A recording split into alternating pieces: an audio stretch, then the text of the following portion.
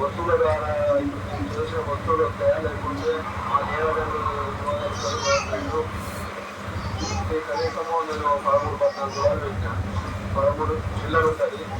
మరి మా పరిస్థితి అంటే మరి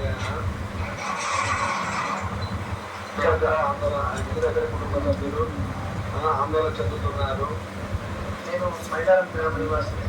నేను ఎస్బీఐలో కొంత లోన్లు పెట్టి డబ్బులు తీసుకున్నాను.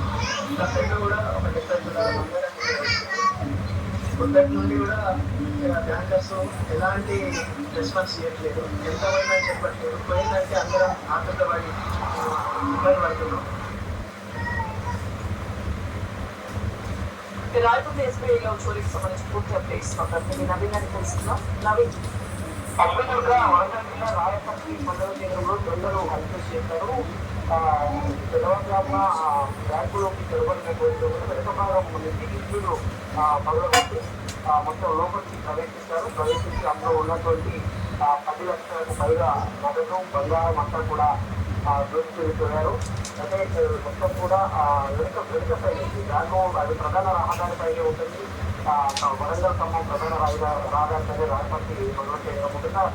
ప్రధాన రహదారిపైనే ఆడుకునే బ్యాంకు ఉంటుంది. అయితే దొంగలు వెనుక సైడ్ నుంచి కిటికీలు పగలగొట్టుకొని రావడం, అయితే బ్యాంకులో అలారమ్స్ అక్కడ సెక్యూరిటీ సిబ్బంది లేకపోవడం కూడా కొంచెం అనుమానాలకు తాగుతుంది.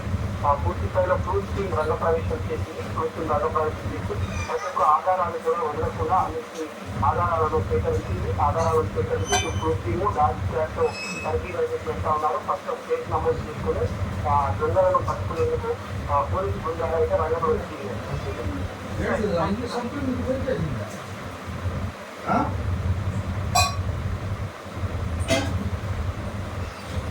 తమిళనాడు